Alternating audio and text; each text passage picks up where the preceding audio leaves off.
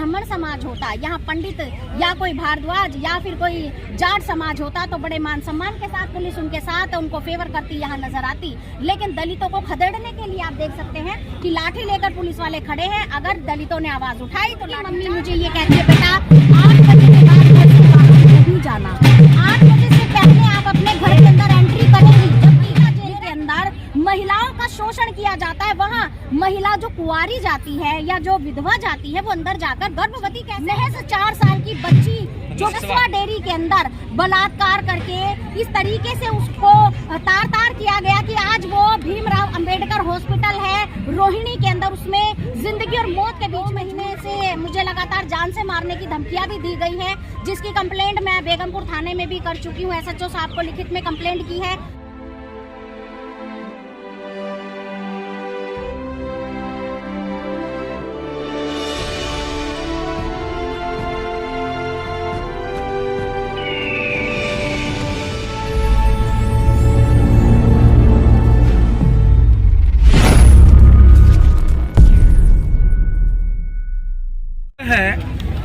रामविलास पासवान जी के लिए भारत रत्न की मांग कर रही हैं, ऐसा क्यों? सर, एक दलित नेता जिसने सभी दलितों के उत्थान के लिए काम किया, एक दलित नेता जिन्होंने शिक्षा की ओर दलितों को अग्रसर किया, एक दलित नेता जिन्होंने वास्तव में ये बताया कि जीवन क्या होता है, एक दलित नेता जिन्होंने वास्तव में ये बताया कि धरती से ऊपर उठकर एक इंसानियत को बनाना, एक समाज को बनाना, एक शिक्षित बनना, अपने संस्कारों को पहचानना, अपने आप को सूट बूट में लेकर आना, ये बहुत बड़ी बात होती है। और जिस दलित नेता ने हमें ये समझाया कि जो पहले हमारे गले में, दलितों के गले में हांडी और पीछे झाड़ू बांधी हुई थी, आज उन दलितों के हाथों में कलम सौंपी गई है, उस दलित नेता के लिए अगर हम भारत रत्न सम्मान की मांग कर रहे हैं तो ये अपने आप में एक सम्मान की बात है और उन नेता को सम्मान मिलना चाहिए। मैडम, रामविलास पासवान जी के जो पुत्र हैं चिराग पासवान अब दिखाई नहीं दे रहे जब भारत रत्न की बात आ रही है, तो आप उनके परिवार के, उनके वंशज इस क्वेश्चन को नहीं उठा रहे हैं कि भारत सरकार से कि रामविलास पासवान को भारत रत्न मिलना चाहिए? सर, जब एक परिवार की गिनती होती है तो उसमें कई सदस्य होते हैं, सबका अपना मानसिक जो तरीका होता है सोचने का, बोलने का, वो सब अलग होता है। तो जरूरी नहीं है कि मैं जिस परिवार की बेटी हूँ, मैं पत्रकार हूँ, जिस तरीके से मैं बोलती हूँ, जिस तरीके से मैं सोचती हूँ, मेरे परिवार के सभी सदस्य उस तरीके से बोले और सोचे। तो उन सदस्यों के मानसिकता क्या है, इस पर मैं ज्यादा नहीं बोलना चाहूंगी। शायद वो किसी चीज को लेकर, किसी अंश को लेकर, किसी अनछुए पहलू को लेकर सामने नहीं आना चाहते, तो उनकी मानसिकता पर मैं बात नहीं करना। क्या जातिवाद नहीं है इसमें भी? सर, अगर वो खुद दलित ना होते तो मैं कहती कि जातिवाद नहीं है, लेकिन उसमें मैं ये कहूंगी कि शायद वो अपने ही अपनेपन को, अपने ही परिवार को शायद आगे प्रमोट नहीं करना चाहते, इसीलिए वो आगे नहीं आना चाहते। कितने % लोग एक्टिव हैं पूरे इंडिया में आजादी के 75 साल बाद भी जातिवाद के खिलाफ? सर, मुझे नहीं लगता, परसेंटेज की बात करूं तो मेरे हिसाब से तो अभी 30-35% ही जागरूक होगा। I think 10%। सर नहीं, 35% मैं इसलिए कहना चाहूंगी क्योंकि मैं जिस एज में हूँ उस एज से लेकर उससे कम एज के बच्चे, 12th तक पढ़ने वाले बच्चे, उसके बाद कॉलेज में पढ़ने वाले बच्चे, उसके बाद जॉब करने वाले, उसके बाद जो हमारे 40 साल तक के हैं, 50 साल तक के हैं, वो पूरी तरह से जागरूक हैं।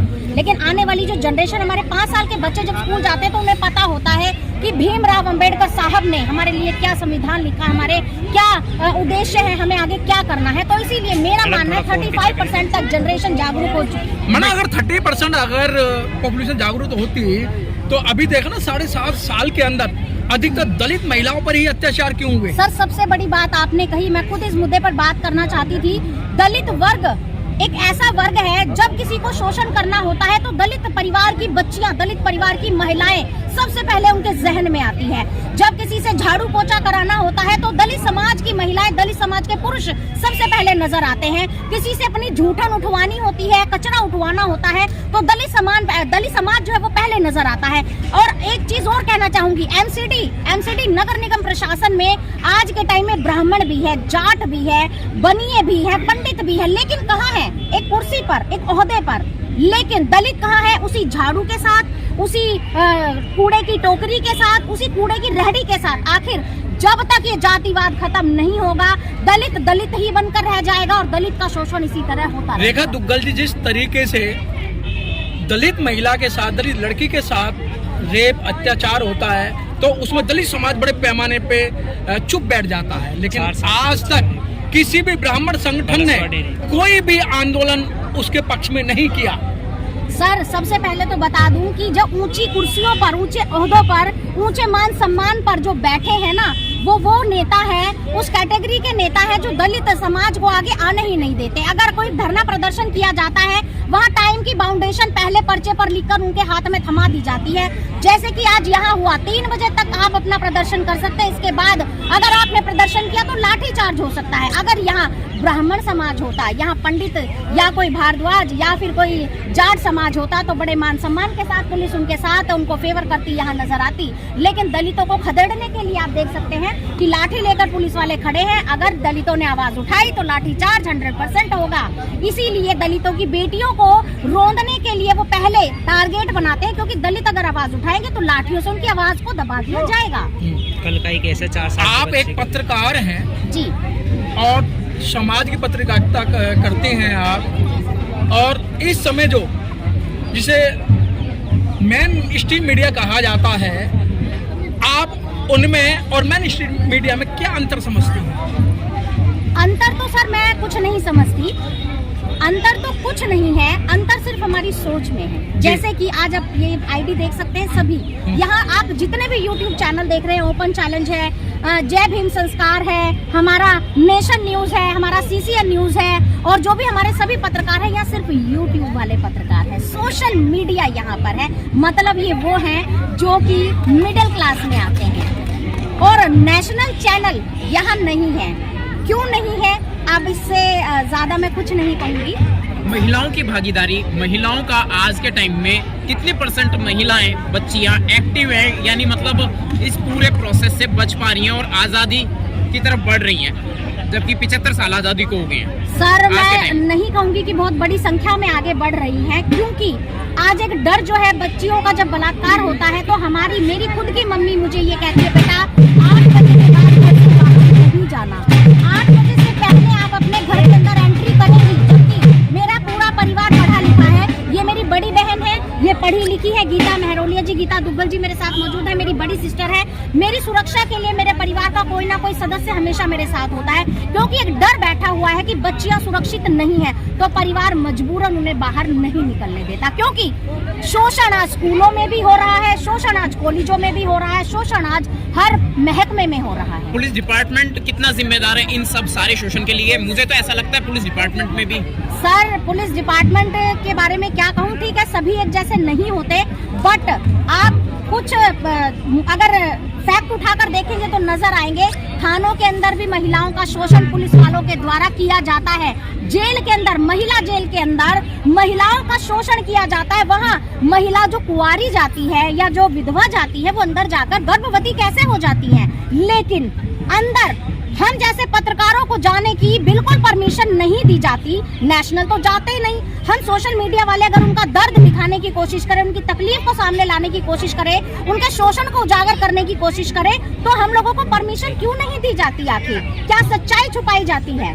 सोशल मीडिया आपको कितनी पावर में सरकार द्वारा नजर आता है, क्योंकि आप खुद भी एक संघर्षशील पत्रकार हैं? सर मुझे नहीं लगता कि सोशल मीडिया को सरकार जो है वो अपनी तरफ से कोई सहूलियत या कोई पावर दे रही है, क्योंकि सोशल मीडिया गहराई में उतरता है, सोशल मीडिया ग्राउंड पर उतरता है, सोशल मीडिया वो दिखाता है जो नेशनल मीडिया नहीं दिखा पाता। लेकिन फिर भी नेशनल मीडिया को सपोर्ट मिलता है, सोशल मीडिया को नहीं मिलता। कल ही की बात है, 4 साल की बच्ची, महज 4 साल की बच्ची जो कि शाहबाद डेयरी के अंदर, बलसवा डेयरी के अंदर बलात्कार करके इस तरीके से उसको तार तार किया गया कि आज वो भीमराव अंबेडकर हॉस्पिटल है रोहिणी के अंदर, उसमें जिंदगी और मौत के बीच में झूल रही है। हम लोग वहां पहुंचे, सोशल मीडिया वहां पहुंचा, आप सभी पत्रकार वहां पहुंचे, नेशनल मीडिया अभी तक वहां नहीं पहुंचा।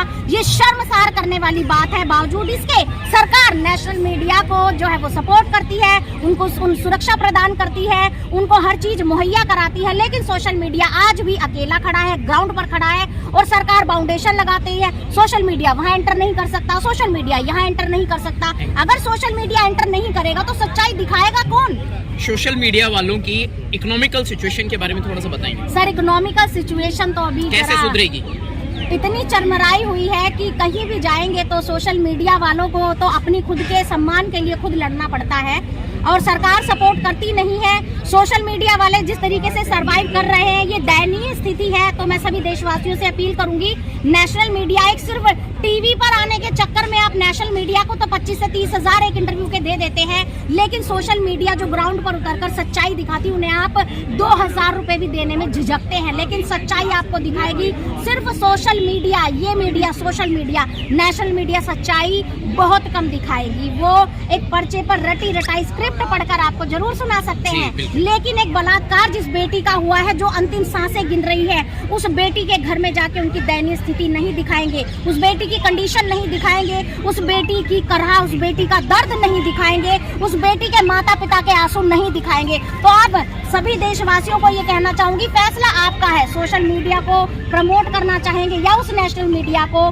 जो सिर्फ पैसों के दम पर चलती है। कहीं जान माल का भी खतरा होता है सोशल मीडिया वालों को? सर, अभी 2 महीने से मुझे लगातार जान से मारने की धमकियां भी दी गई है, जिसकी कंप्लेंट मैं बेगमपुर थाने में भी कर चुकी हूँ। SHO साहब को लिखित में कंप्लेंट की है, और जब वो मुझे धमकियां दे रहे थे, मैंने अपने फेसबुक पर लाइव दिखाया था। उसके बाद अभी मुझे 10 दिन पहले फिर से धमकियां मिली है।